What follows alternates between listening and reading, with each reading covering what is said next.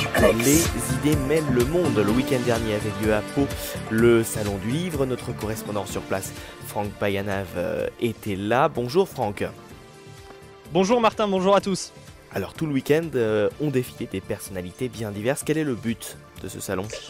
Le but c'est tout simplement, c'est déjà dit dans le titre, c'est des rencontres littéraires, c'est rencontrer des auteurs de livres de diverses cultures, philosophes, journalistes, également des professeurs d'université qui débattent chaque année autour d'un thème. Cette année le thème c'était la passion et vous le verrez à travers des différentes interviews. Vous allez voir que certaines personnalités que vous pensez connaître ont finalement des passions assez méconnues. Et le salon a ouvert avec Robert Badinter. Exactement, il était présent ce vendredi, l'ancien ministre de la Justice à qui on doit l'abolition de la peine de mort, également ancien président du Conseil constitutionnel, ancien avocat, en tout cas un très très long CV était présent et on a pu l'interroger à ce sujet. Bonjour Robert Badinter. Merci beaucoup d'être avec nous ici depuis Pau pour Les idées mènent le monde. Première question qu'on va poser à tous nos invités. Cette année, le thème, c'est la passion. Est-ce qu'on peut parler d'une passion pour vous, la justice, vous qui avez été avocat et ensuite garde des Sceaux? Oui, je n'ai pas été que cela, j'ai été aussi professeur. J'ai aussi été président du Conseil constitutionnel, c'est-à-dire que sur tous ces aspects, j'ai envisagé la justice. Je l'ai beaucoup rencontré, beaucoup aimé et beaucoup comparé à la justice d'autres pays européens. Et simplement, ce que je voudrais marquer, c'est qu'aujourd'hui, il n'est pas concevable que nous ne construisions pas une justice à dimension européenne. Je ne parle pas déjà ici de l'heureux concours que la jurisprudence de la Cour européenne des droits de l'homme à Strasbourg a apporté au progrès de la justice française, mais tout simplement parce qu'il ne peut pas naître une grande union européenne sans qu'une justice à l'échelle européenne contrôle et développe les valeurs qui sont le fondement de l'Union européenne. Donc l'avenir, il est là pour moi, pour ce qui me reste de temps. Vous parliez justement de la justice européenne. Alors avant de revenir à vous, en ce moment elle fait beaucoup parler, notamment sur le dossier catalan. Carles Puigdemont qui est en Belgique pour demander de l'aide à la justice. Est-ce que vous pensez que cette justice européenne peut l'aider ? Je pense de toute façon que telles que sont les clauses du traité,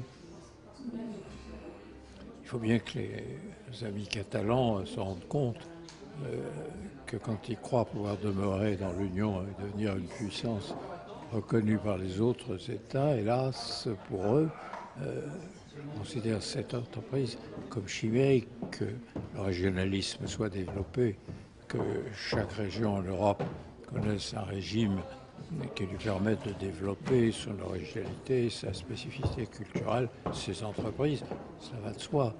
Mais quant à croire qu'une région d'un État européen important, comme l'Espagne, puisse devenir à son tour, avec l'approbation des autres États européens, un véritable État, alors que, vous le savez, l'Espagne s'y oppose, je pense que là, il y a une méconnaissance de la réalité internationale.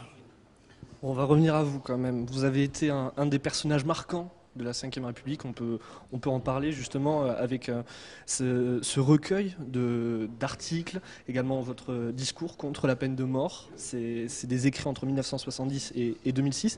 Est-ce que vous vous rendez compte d'avoir marqué l'histoire de la France en abolissant la peine de mort? Je me contenterai de dire de la justice française. Et précisément, c'est pour montrer à quel point la France, qui se proclame à travers le temps pays des droits de l'homme, c'est peut-être plus nuancé que ça, au regard de notre tragique histoire. Et ceci est un des éléments de cette tragique histoire. La façon dont on a traité les bagnards à Cayenne, avant la fermeture des bagnes d'outre-mer, est une atteinte complète aux droits de l'homme. Un mépris absolu des droits de l'homme qui s'achèvera au moment du gouvernement de Vichy, qui lui n'a plus rien à voir avec la patrie des droits de l'homme et qui s'achèvera par un véritable génocide des bagnards. Et c'est cet aspect ignoré de l'histoire pénitentiaire que je suis venu exposer ici. Et je le fais, je le dis encore une fois, en hommage à mon ami Labarrère, qui a été grand-maire de Pau. Et je l'ai vu souvent ici, je suis venu souvent à cette époque, et dont je tiens à honorer la mémoire. Peu d'hommes que j'ai rencontrés ont témoigné d'un sens aussi profond de l'amour des libertés, de l'amour de son pays et de l'amour de la République. Dernière question, la peine de mort justement elle est beaucoup rediscutée maintenant avec notamment les terroristes. Certains aimeraient la remettre en place pour certains cas. Quel est votre point de vue à ce sujet ? Je ne vais pas changer de point de vue à ce sujet parce que des fanatiques se livrent à des attentats terroristes. J'ajoute que, au-delà de toutes les raisons qui commandent l'abolition, il ne peut pas y avoir dans une grande démocratie, ce veut en effet de droits de l'homme, il ne peut pas y avoir une justice qui tue. Mais je ne vais pas reprendre sur ce point une argumentation qu'on connaît. Je veux simplement marquer à propos du terrorisme lui-même. Ceux qui croient que la menace d'un procès public suivi par une demande de grâce rejetée et pour terminer l'exécution, c'est cela qui peut dissuader le terroriste. Les terroristes se font sauter en même temps que leurs victimes dans bien des cas. Ils acceptent, ils pratiquent, ils ont comme ressort la mort. Ce sont des hommes possédés par la mort. Et simplement le fait que vous conduisiez un avion vers la tour à New York, ou que vous fassiez à Paris sauter avec vos victimes, implique bien que ce n'est pas la peur d'un procès avec une peine de mort qui peut les arrêter. Non, le terrorisme a avec la mort des relations profondes et obscures chez certains êtres. Donc ne cherchez pas, n'espérez pas par le châtiment les dissuader. Et pire encore, je tiens à le dire, je suis convaincu que la peine de mort, la condamnation à mort, l'exécution de terroristes suscite le terrorisme, le fortifie. Pourquoi ? Parce qu'ils ont toujours des partisans qui partagent leur fanatisme, leurs idées morbides. Et le simple fait qu'un d'entre eux ait été jusqu'au bout de son parcours en donnant lui, la mort aux autres, mais en donnant aussi la sienne, fait de lui aux yeux des jeunes gens qui partagent secrètement ses convictions un héros. Un héros, c'est un homme qui va jusqu'au bout de ses convictions et au besoin de lui sacrifie sa vie. Et le simple exécution d'un terroriste, sur décision de justice, sur refus du président de la République de grâce, susciterait parmi les jeunes qui, eux, partagent cette conviction morbide, des volontaires pour renouveler des attentats mortels. Et ainsi, loin d'être une arme contre la lutte terrorisme, la peine de mort, je le dis, ne fera que susciter des commandos qui porteront le nom de celui qu'on aura ainsi exécuté. Donc c'est le contraire d'une arme efficace et contraire aussi à notre conviction profonde et à nos valeurs. Merci beaucoup Robert Badinter d'avoir répondu à nos questions. Voilà Robert Badinter, c'est l'info et Franck, vous étiez l'un des seuls à pouvoir interroger Robert Badinter. Exactement, il a été demandé à de nombreuses reprises par divers médias, mais on n'a été que deux à pouvoir l'interroger avec un confrère d'une radio locale ici à Pau. Mais en tout cas, voilà, vous voyez ce témoignage passionnant de cet homme, et je continue à le dire, cet homme qui aura marqué l'histoire de la Ve République. Eh bien voilà, bravo Franck et bravo c'est l'info. Patrick Pelou était également présent. Oui, il était présent ce dimanche pour parler cette fois-ci de la passion, sur tout ce qui entoure la vie et la survie. C'est lui qui le dit. On a pu l'interroger sur son métier de praticien hospitalier. Vous allez le voir à travers cette interview. Il a une opinion très rodée sur la santé en France en 2017. Bonjour Patrick Pelou. Bonjour. Merci beaucoup d'être avec nous, praticien hospitalier au SAMU de Paris. Vous êtes là pour parler de la passion de la santé en quelque sorte. Comment elle est venue cette passion ? Ah, comment elle est venue? J'étais tout petit en fait. Elle était tout petit, puis je passais mon temps à vouloir soigner. J'aimais les trucs de soins. Donc voilà, c'est né comme ça, très progressivement en fait. Et puis après, j'avais la passion d'apprendre et des études, voilà. Bon alors, quel regard vous portez, vous qui pratiquez ce métier depuis des années, le regard que vous portez sur l'évolution et la situation des médecins et plus généralement de la santé en France aujourd'hui ? Voilà, c'est une vaste question. Sur l'évolution des médecins, on est dans un corps qui va pas bien. Parce que les médecins n'ont jamais su se préparer au monde du travail. Donc il y en a beaucoup qui souffrent de burn-out. Donc c'est un petit peu compliqué. Et pour élargir à l'ensemble des soignants, c'est quand même très difficile. Moralement, le moral des troupes n'est pas bon. Donc je pense qu'il y a à avoir une réflexion collective sur comment aborder ce métier, comment mieux l'aborder. On voit avec des médecins généralistes qui sont dans des zones où il n'y a pratiquement plus de médecins, ils sont submergés de travail. Alors ça c'est bien pour les jeunes générations parce que c'est un métier où il n'y a pas de chômage, donc ça c'est important, mais ça fait partie de...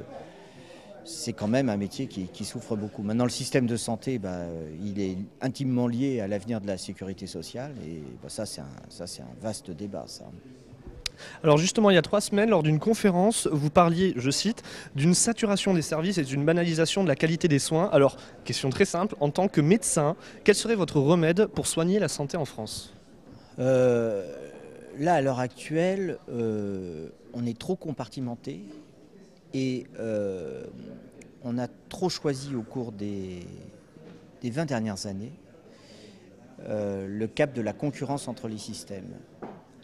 Il faut quitter ça pour arriver à la coopération entre les systèmes, c'est-à-dire coopération entre la ville, l'hôpital, entre le privé, le public lucratif, etc. C'est ça qui est vraiment capital, c'est la coopération entre les systèmes, coopération entre les pompiers, le SAMU, les urgences, etc. Deuxième axe, il faut absolument résoudre le problème de l'attente aux urgences en anticipant en fait, l'arrivée des malades et la prise en charge immédiate. Ça veut dire une réflexion d'organisation très moderne, très contemporaine. Bon, c'est rassurant, il y a beaucoup de travail en fait. Et surtout, remettre, c'est un peu tarte à la crème de dire ça, mais c'est vraiment important, remettre le malade au cœur du système et l'humanisation de la prise en charge, notamment pour les personnes handicapées et les personnes âgées. Bon, dernière question, on est en plein mois de novembre, c'est le mois sans tabac. Quel conseil vous pourriez donner à des fumeurs pour arrêter Non mais bon, le tabac, moi, je suis contre l'augmentation du prix du tabac parce qu'il a toujours augmenté et puis en fait ça punit les gens, mais ça ne fait pas baisser la consommation, donc c'est complètement tartignol, c'est une responsabilité individuelle, faut pas fumer, voilà, mais maintenant... Moi, je suis contre cette sanction financière. Il faut qu'on ait des politiques qui soient des politiques de responsabilisation, pas de punition, quoi, en fait. Alors, en plus de ça, je trouve que c'est complètement tartignol d'augmenter le prix du tabac parce que ça va favoriser les trafics et le tabac de mauvaise qualité. Donc, ils vont fumer des pneus, donc ça sera encore plus grave que s'ils fumaient du tabac contrôlé. Mais la question de fond, c'est pourquoi nous avons une civilisation qui a besoin d'addiction, quoi, en fait. Hein. Et je pense qu'une société humaine, contemporaine, intelligente, c'est une société qui accepte ses vices. Donc, faut aller dans ce sens-là, quoi. Faut accepter les choses et avoir de bonnes politiques intelligentes de prévention en général. Moi, bien sûr, il y a le tabac, mais il y en a d'autres. Hein. La prévention des accidents domestiques, des accidents du travail, c'est des débats qu'il faut avoir. Hein. Merci beaucoup en tout cas Patrick Pelou d'avoir été avec nous. Le journaliste pro-européen mais britannique Alex Taylor était également de la partie. Oui, alors il a tenu à le souligner, il n'est plus journaliste, il est désormais militant pro-Union européenne. Alors forcément, lui, il était là pour parler de sa passion pour l'Europe et on en a profité parce qu'il venait à peine d'être naturalisé il y a à peine une quinzaine de jours. Bonjour Alex Taylor. Bonjour. Merci beaucoup d'être avec nous sur C'est l'Info. Vous avez effectué de nombreuses revues de presse pendant des années, à la télévision, également à la radio. Et vous êtes un Européen convaincu, un pro-européen. C'est comme ça que vous vous présentez sur Twitter. Alors, étant un Européen convaincu, quel regard vous portez sur l'Europe d'aujourd'hui ? C'est une Europe qui est à la fois meurtrie après la décision, la malheureuse décision de mes compatriotes de sortir de l'Union européenne, mais à la fois c'est aussi en conséquence de ça, c'est une Europe qui retrouve une force. Parce que si vous regardez les sondages partout, les gens se disent waouh, mes compatriotes commencent déjà à regretter parce que selon les derniers sondages, c'est 55% qui disent maintenant et encore avant d'être sortis que c'est peut-être une mauvaise idée. Et les sondages partout en Europe, avec les autres Européens qui regardent ce qui se passe en Grande-Bretagne, se disent « Waouh, peut-être on ne sait pas toujours, on ne se rend pas toujours compte de ce que l'Europe représente quand même. » Donc, c'est une Europe qui retrouve une certaine force à cause, hélas, du Brexit. Alors, le thème des idées mènent le monde cette année, c'est la passion. Comment vous expliquez cette passion pour l'Europe ? La mienne ou en général ? La mienne, c'est très simple. C'est que mon père s'est battu dans la Seconde Guerre mondiale, mais dès lors que j'avais 10 ans, que j'étais assez grand, il m'a pris pour faire du camping à travers l'Europe, pour montrer à son fils dans les années 60 à quel point ce continent avait quelque chose de formidable. Le fait qu'on pouvait changer d'un pays à l'autre avec des monnaies différentes, des langues différentes, des endroits aussi extraordinaires que Venise, Munich, Paris. Il voulait montrer ce continent à son fils et moi j'ai compris, parce que j'ai grandi en Cornouailles, qui était un monde assez en noir et blanc, que si je voulais vivre comme je pouvais, que l'Europe, c'était pour moi une issue de sortie, parce que je suis gay et que je ne pouvais pas le vivre à l'époque en Cornouailles. Et donc du coup, l'Europe pour moi, c'était ça ma motivation de venir. Et je me sens profondément européen parce que l'Europe m'a apporté cette occasion de vivre ma vie comme je voulais. Alors, il y a 10 jours, jour pour jour, donc tout d'abord félicitations, vous avez été naturalisé français. Est-ce que vous êtes fier de cette nouvelle nationalité ? Oh, évidemment. Et comment en fait, non, je suis français depuis 5 mois. Parce que ce qui fait foi, c'est l'apparition dans le journal officiel. Et après, on a une cérémonie. Alors, j'ai été tiré au sort. Il y a 220 nouveaux Français qui ont été tirés au sort pour aller au Panthéon. Et là, il y avait les chœurs de l'armée française, on ne savait pas du tout. Tout d'un coup, ils ont apparu, ils commençaient à entonner la Marseillaise de Berlioz, qui est la Marseillaise la plus émouvante, au Panthéon. Et en plus, il y a le ministre de l'Intérieur himself, Gérard Collomb, qui est venu nous accueillir dans la nouvelle nationalité, fier. Ça n'exprime pas le tiers de ce que j'ai ressenti, parce que on s'est tous dit avec tous ces étrangers qui étaient là que waouh, ils ne se sont pas fichus de nous. Et faire une telle cérémonie pour accueillir des gens qui déjà avaient très envie de devenir français, j'avais des frissons. Et non seulement je suis très fier maintenant d'être français, mais je suis avant tout fier de rester, grâce à la France, européen.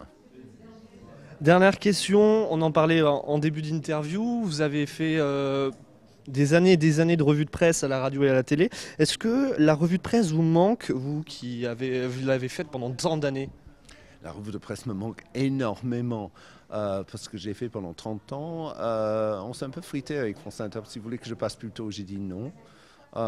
Donc tout d'un coup, j'avais dit mais c'est pas possible, je peux pas le lire tous les jours. Il passait à 6h du matin. Ça faisait de l'audimat à 7h.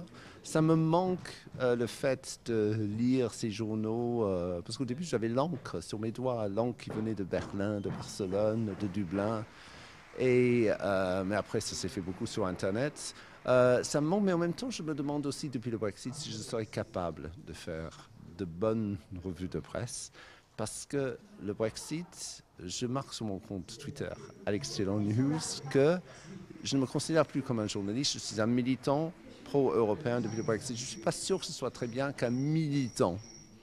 Le Brexit m'a rendu militant. Je ne suis pas sûr qu'un militant soit la personne pour faire une vraie revue de presse, comme j'ai pu le faire quand je me sentais beaucoup plus dégagé de tout ça, où je critiquais beaucoup l'Europe, parce que faut pas croire non plus que j'ai passé ma carrière aussi à faire des émissions sur les institutions européennes, donc je disais Big Band, parce qu'il y a beaucoup de choses à critiquer.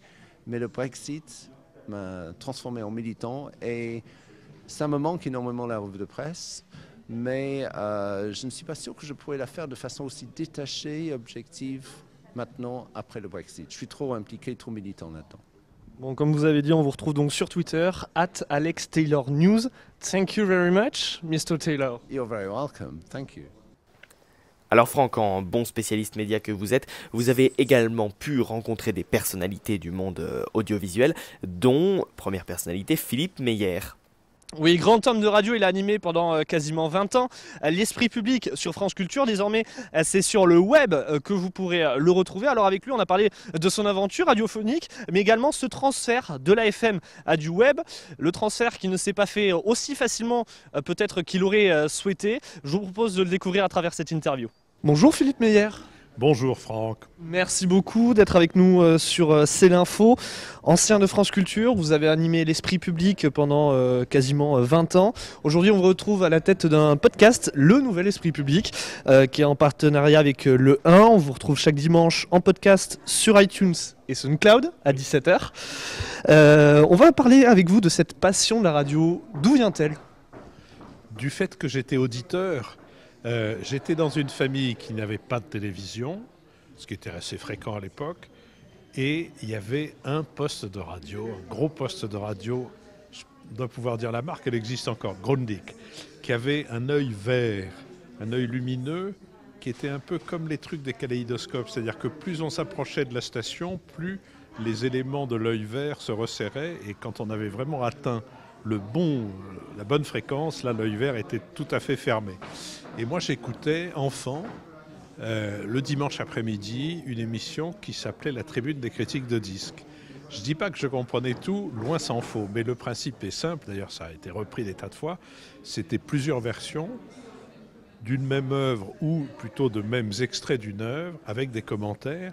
Et les commentaires, je ne comprenais pas les commentaires, c'était les commentaires de musicologues, mais j'entendais des voix, des timbres de voix qui me plaisaient beaucoup, qui avaient quelque chose de chaleureux, j'entendais, il y avait une discussion quelquefois un peu tendue, d'autres fois au contraire ils rigolaient, et puis il y avait les différents morceaux qui passaient donc de la même... Le premier, je m'en souviens très bien, c'était drôle, c'était la première scène du premier acte du Don Giovanni de Mozart, où le commandeur et Don Juan se battent. Et moi, je comprenais tellement peu que je croyais qu'en fait, ils étaient amis. Et en fait, il y en a un qui est en train de tuer l'autre. Enfin, comme ils chantent en italien, je ne comprenais pas spécialement. Mais je me souviens que la première émotion de radio pour moi, c'est de découvrir qu'un même morceau pouvait être joué de façon différente. Et ça, j'ai repris ça, d'ailleurs, quand j'ai fait après, la prochaine fois, je vous le chanterai, où je mettais... Dans une rubrique qui s'appelait « À deux, c'est mieux », je mettais 2 versions différentes d'une même chanson, sans commentaire, sans rien, parce que j'étais sûr que les auditeurs, et ça a été très vrai tout de suite, apprécieraient d'entendre 2 versions différentes d'une même chanson. Et du coup, comment on se retrouve à la tête d'une émission comme l'Esprit public sur France Inter ? Je l'ai sur France Culture, c'était l'Esprit public. Pardon. Non, mais j'ai aussi été sur France Inter et sur France Musique. J'ai été dans toute la maison, alors, sauf à France Info et à Radio Bleu. Ce que je regrette d'ailleurs, mais bon, ça sera, on verra. Qu'est-ce que je veux dire ? Oui, comment est-ce qu'on devient ? La vérité, c'est que je ne l'ai jamais vraiment su. Je n'ai jamais vraiment su qui a eu l'idée. Je crois que c'est Jacques Chancel. Parce que un beau jour, je me suis retrouvé, j'étais dans la presse écrite, j'étais à l'Express, et un beau jour, je me suis retrouvé invité par lui, parce que j'avais publié un livre sur le Québec, et qu'il avait comme invité du Grand Échiquier Gilles Vigneault. Et Gilles était devenu un ami, et il a demandé à Chancel de m'inviter à cause de mon livre. Chancel, ça l'intéressait vaguement, mais enfin, il a accepté de le faire. Et puis, j'ai chanté dans cette émission. J'avais chanté dans les couloirs, et en direct, après que nous avions, Gilles Vigneault, Chancel et moi, parlé de mon livre, Chancel a pris un air un peu malin, comme ça, et a dit à Vigneault, il chante lui aussi. Vigneault, il chante, il va nous chanter quelque chose. Et j'ai chanté en direct. Ça l'a amusé, parce qu'il fallait être gonflé ou inconscient. Et puis un beau jour, Chancel en a eu marre de faire le grand échiquier tous les jours de la semaine. Il a voulu avoir des week-ends un peu longs pour venir dans les Pyrénées. Et il a décidé qu'il ne ferait plus l'émission de vendredi. Et il a cherché quelqu'un pour le remplacer. Et non pas pour faire son émission, mais pour en faire une autre. Et je lui ai proposé de faire, à l'époque ça n'existait pas, une émission sur la télévision, que j'ai appelée Télescopage par référence à Radioscopie.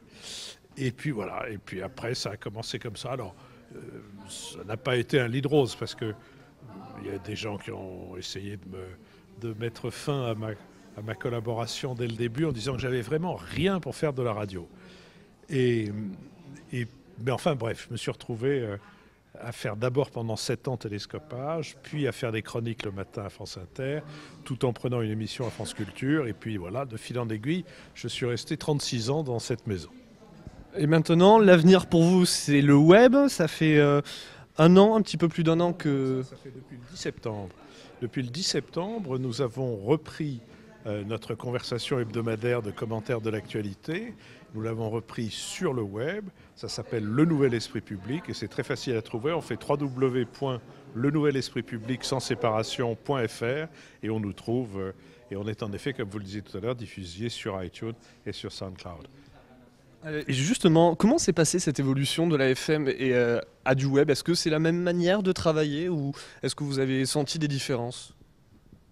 Est-ce qu'on sent des différences dans la manière de travailler? Je dirais pas ça, parce qu'il faut préparer les émissions de la même manière. La différence, c'est que quand vous êtes dans une grande maison comme Radio France, vous n'êtes pas chez vous, vous êtes chez Radio France. C'est-à-dire que vous avez un poids dans l'organisation, mais surtout dans une espèce de poids de responsabilité qui n'est pas votre responsabilité, mais qui est celle de la maison. Je ne sais pas bien comment expliquer ça, mais il faut faire attention à tout ce qui se passe, et c'est tout à fait normal. Ailleurs, il faut faire attention dans le choix des sujets. Là, on est chez nous. Donc on est entièrement libre, même d'une chose toute bête, mais à France Culture, pour l'Esprit Public, je faisais des émissions de 59 minutes. Et là, je fais des émissions d'1h04. Pourquoi 1h04? Parce qu'au début de chaque émission, je prends 5 minutes pour donner des nouvelles de notre entreprise, comment ça marche, combien il y a de gens qui nous ont aidés. On a quand même reçu 90 000 euros de financement participatif. Il y a plus de 1500 personnes qui ont participé, etc. Et donc, voilà, je peux faire ça. Et rien que faire ça, ça a un côté, je dirais, plus détendu. C'est pas extrêmement tendu en faisant l'Esprit Public, mais voilà. Donc, il y a une différence. Oui, elle n'est pas toujours très facile à décrire, mais il y en a une. Bon, pour terminer, alors notre cher Martin, qui est l'animateur de l'émission, il a trouvé un petit peu sur votre passé que vous avez été prof de sociologie des médias. Oui, j'ai fait à Sciences Po pendant une dizaine d'années. J'ai enseigné à Sciences Po pendant un quart de siècle, dont pendant une dizaine d'années sur les médias et après pendant une quinzaine d'années sur Paris, son histoire et ses problèmes contemporains. Mais oui, j'ai essayé de décrypter pour les étudiants de Sciences Po, dont certains ont depuis fait d'illustres carrières, les particularités de l'histoire du journalisme en France et de ses problèmes économiques, politiques, éthiques. Oui, j'ai fait ça. Et alors justement, quel regard vous portez sur le paysage médiatique français aujourd'hui? Écoutez, un regard désabusé. Ce qu'on voit aujourd'hui, c'est-à-dire la déconfiture de la presse écrite, était malheureusement prévisible et donc éventuellement évitable il y a 20 ans.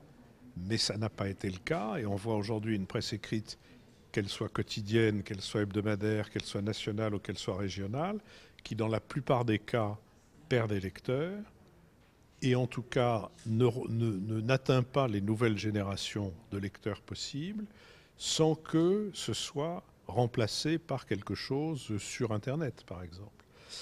Et il me semble que le combat le plus difficile à mener, il l'a toujours été, mais il va l'être encore plus, c'est le combat de la vérité. Parce que la moindre rumeur, la moindre clameur sur les réseaux sociaux fait que tout à coup, il y a des gens dans les médias, et notamment dans les médias d'information continue, qui s'affolent complètement et qui se demandent s'ils sont dans le courant dominant. Les journalistes n'ont pas à être dans le courant dominant. Ils ont essayé de chercher la réalité, de la décrire, de la faire comprendre et de la donner à réfléchir, à méditer aux gens pour qu'ils décident s'ils s'en contentent ou s'ils veulent la changer. Et là, le phénomène du troll est un phénomène... Vous savez d'où ça vient, le mot troll? Non, mais vous allez me le dire, je pense. Ça vient de la chasse à courre, figurez-vous.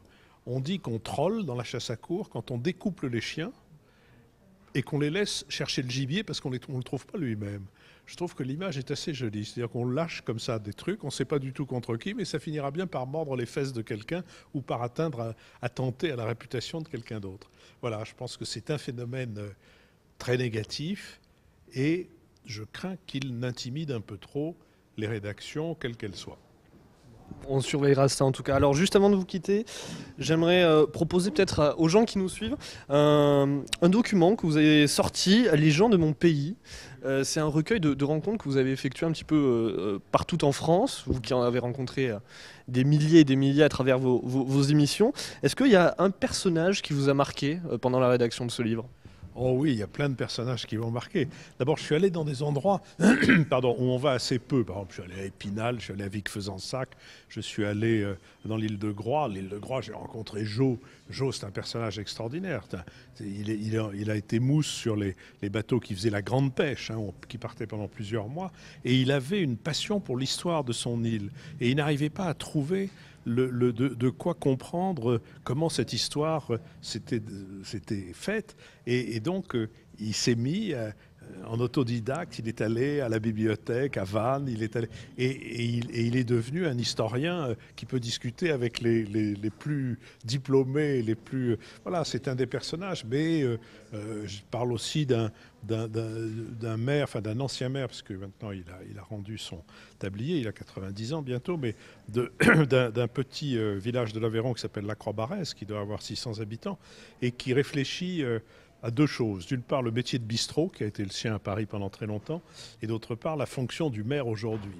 Et tout ça est fait avec un réalisme et une simplicité qui, pour moi, ça a été un contact extrêmement agréable, mais aussi, pour parler de gens plus modernes, si je puis dire, plus jeunes, une paire de garçons qui ont abandonné, lui, l'entreprise de vélo pour laquelle il travaillait et l'autre, l'entreprise pour laquelle il était directeur commercial, deux amis d'enfance qui se sont associés pour créer une marque de vélo électrique qui s'appelle Moustache, qui fait des vélos absolument formidables, qui ont eu un courage d'entrepreneurs absolument fantastique et qui aujourd'hui sont recherchés, réputés, 5 ans après avoir créé ça.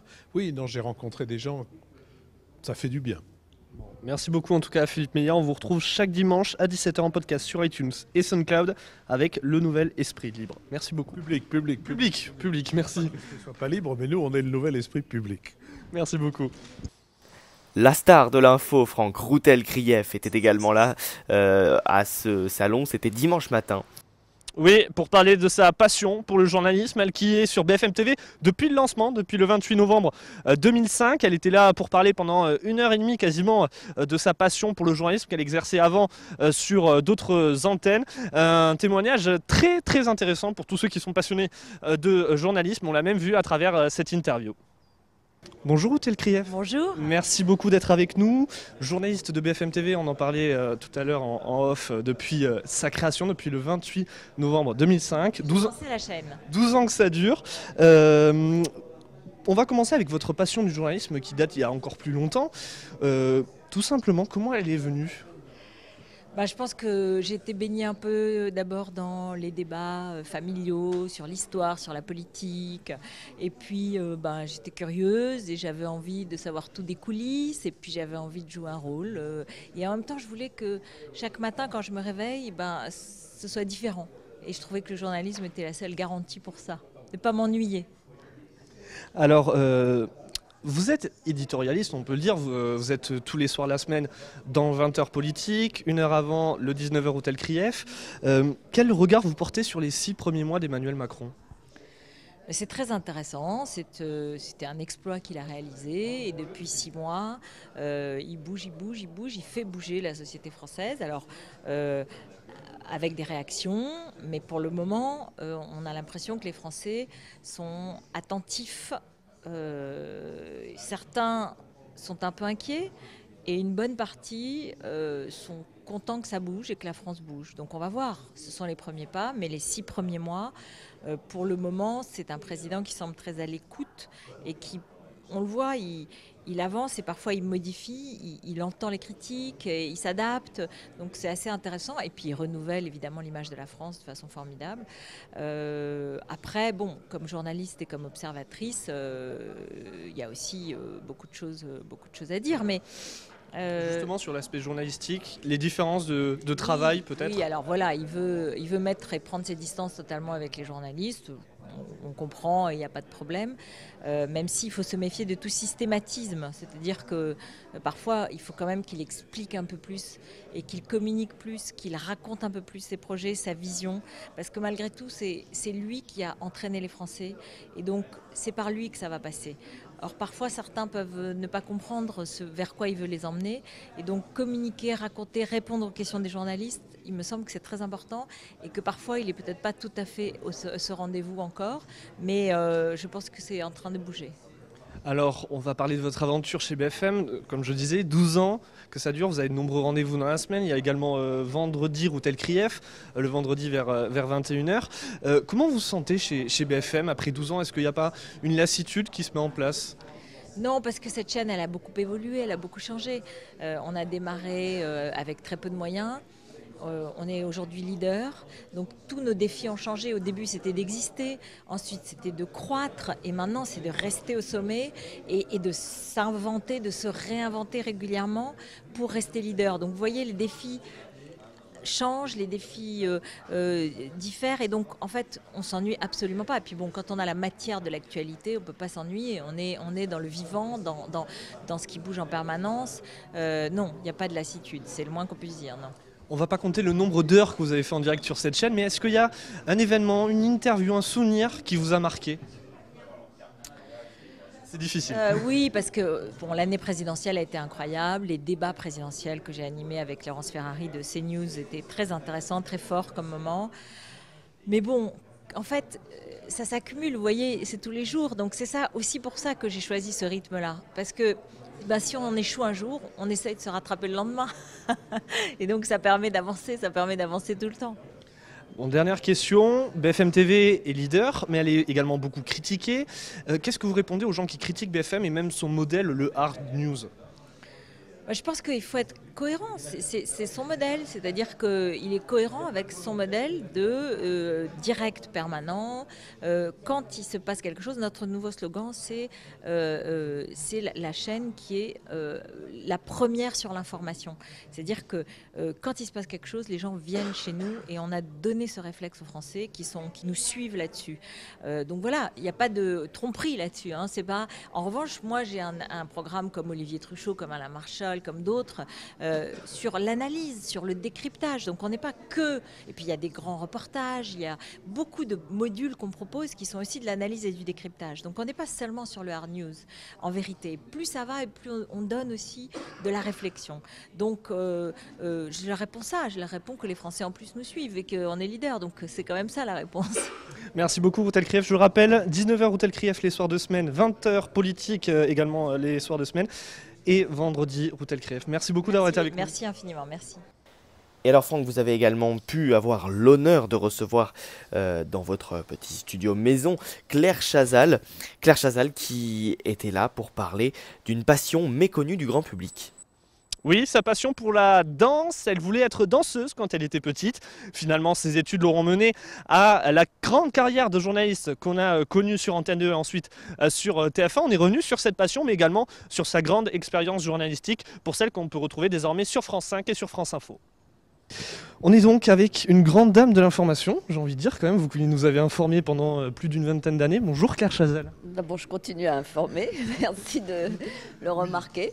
C'est vrai. Il faut le souligner, vous êtes tous les jours de la semaine sur France 5 dans Entrée Libre, et puis également le week-end sur France Info dans Soyons Clairs. Et puis aussi à la radio, Radio Classique le samedi. Oui, je continue à informer, mais en me centrant sur l'actualité culturelle. Donc, évidemment, je n'atteins plus un public généraliste, mais j'essaye de convaincre les gens de venir écouter ce qu'on dit sur la culture. Alors justement, on va y revenir dans quelques instants, c'est ce journalisme. Mais avant toute chose, vous êtes là aujourd'hui pour parler d'une passion que peut-être peu de gens connaissent sur vous, la danse. D'où est-ce qu'elle vient ? Oh, je crois que j'en ai souvent parlé, bon, mais je comprends que ce ne soit pas vraiment comme ça qu'on me voit tout de suite, bien sûr, puisque je n'en ai pas fait mon métier. Moi, cette passion, elle me vient de l'enfance, et comme beaucoup de petites filles, je suis allée dans des cours de danse, peut-être à l'âge de 9 ans ou 10 ans, et sans doute emmenée par mes parents, mais aussi avec une volonté personnelle, et ça me plaisait, ça m'a plu tout de suite, j'ai suivi beaucoup de cours. J'aurais évidemment rêvé d'être à l'école de danse de l'opéra, mais à l'époque c'était assez incompatible avec les études, la scolarité. Disons que c'était plus difficile. Ça n'est pas le cas aujourd'hui. Et évidemment, je baignais moi plutôt dans une atmosphère, j'allais dire, de sérieux et d'atmosphère intellectuelle. Donc j'ai aussi préféré me concentrer sur mes études. Donc je n'ai fait de la danse qu'en amateur. Bon, justement, on va en reparler maintenant de ce journalisme. Est-ce qu'on peut dire que vous avez été, parce que c'est le thème de cette année, passionnée par votre métier de journaliste ? Oui, c'était pas du tout une vocation, donc je le précise, puisque moi j'ai fait HEC, j'ai fait des études d'économie, j'ai passé des concours et j'avais pas du tout à ce moment-là, disons en sortant du bac à 17 ans, j'avais pas du tout l'idée que je deviendrais journaliste. Aucun des membres de ma famille n'était journaliste. Je lisais bien sûr les journaux, nous lisions Le Monde à la maison, en tout cas mes parents avec une grande régularité, mais je ne pensais pas. Et dès que après quand même pas mal d'hésitations et de recherches, j'ai trouvé une place dans un journal qui s'appelait Le Quotidien de Paris, qui était donc un quotidien, comme son nom l'indique, dirigé par quelqu'un de formidable qui s'appelle Philippe Tesson. J'ai su que c'était ce que j'aimais faire et c'est devenu instantanément une passion. Alors, cette passion, vous l'avez exercée, comme je le disais au début, pendant quasiment 30 ans, tout d'abord sur Antenne 2 et ensuite sur TF1. Alors, je précise que j'étais d'abord dans la presse écrite et j'y tiens beaucoup parce que donc, le Quotidien de Paris, c'était un quotidien de presse écrite. Ensuite, je suis allée aux Échos. Donc moi, j'ai vraiment fait mes armes dans la presse écrite car ce que j'aimais, bien sûr, c'était transmettre, c'était chercher de l'information, mais j'aimais écrire. C'est pour ça que j'ai choisi ce métier à ce moment-là. Et j'en ai été satisfaite très vite. J'aimais écrire, j'aimais voir le papier imprimé, j'aimais voir mon nom, mes initiales au bas d'un papier. J'en ai été vraiment... ça m'émerveillait au début. Et donc j'ai aimé le travail de journaliste dans la presse écrite. Le hasard a voulu ensuite que j'arrive à la télévision, mais ce n'était pas du tout une vocation. Alors justement, après donc, cette grande aventure quand même, on le disait, plus de 24 ans au journal de TF1, vous avez dû quitter votre poste pour rejoindre ensuite France Télévisions et France 5 pour commencer d'Entrée Libre. Comment se passe cette nouvelle vie après les JT Oui, j'ai quitté TF1 il y a maintenant 2 ans, un peu plus de 2 ans. C'était évidemment un choc sur le moment, mais ça c'est normal. J'adorais ce que je faisais à TF1, j'ai essayé de le faire le mieux possible. Je crois qu'on avait aussi des succès, on avait une bonne audience, et puis les choses ont changé. Bon, voilà, ce n'est pas un mystère que c'était contre mon gré, mais c'est ainsi, la vie est ainsi. J'ai déjà eu beaucoup de chance de rester presque 25 ans dans ce média qui était à la fois puissant, sérieux et très libre, où j'étais vraiment indépendante et dans une rédaction que j'aimais énormément. Et évidemment, tout ça m'a manqué, continue parfois à me manquer d'ailleurs, notamment le direct, qui était quelque chose de très excitant, que j'aimais beaucoup. Mais j'ai eu la chance d'être sollicitée par France Télévisions et Michel Field à l'époque qui dirigeait France 5. Et c'est une chaîne que j'aime énormément parce que d'abord c'est une chaîne que je regardais naturellement, c'est une chaîne de la transmission, c'est une chaîne du savoir, c'est une chaîne de la passion précisément. où tous les animateurs et les journalistes appartiennent à une sorte de famille très cohérente sur le plan des centres d'intérêt, des envies, de la façon de travailler. Donc je m'y sens bien et je m'y suis sentie bien tout de suite. Et j'ai la chance donc d'animer tous les jours un magazine culturel, ce qui est rarissime, ce qui est unique en France naturellement, mais ce qui est peut-être unique en Europe, et je ne crois pas qu'aux États-Unis par exemple il y ait beaucoup d'émissions de semblables. Donc c'est une chance pour moi. Bon, merci beaucoup en tout cas Claire Chazal. Je rappelle, entrée libre chaque soir de la semaine sur France 5 et le week-end, soyons clairs, sur France Info. Voilà. Merci beaucoup d'avoir été avec nous. Merci Et beaucoup. également Radio Classique, le week-end. Classique, parce que ça c'est une radio à laquelle je tiens, j'y suis depuis 10 ans. Et chaque samedi, je reçois un invité qui lui aussi appartient au monde de la culture, mais au sens large, un écrivain, un metteur en scène, un acteur, un chanteur, bref, un danseur. Voilà. Et ça m'a permis de très nombreuses rencontres merveilleuses. Voilà. Merci beaucoup Claire Chazal. Et bien voilà, donc une belle panoplie d'invités que Franck a pu recevoir à Pau au Salon du Livre. Merci beaucoup Franck. Merci beaucoup Martin, à bientôt. Le duplex.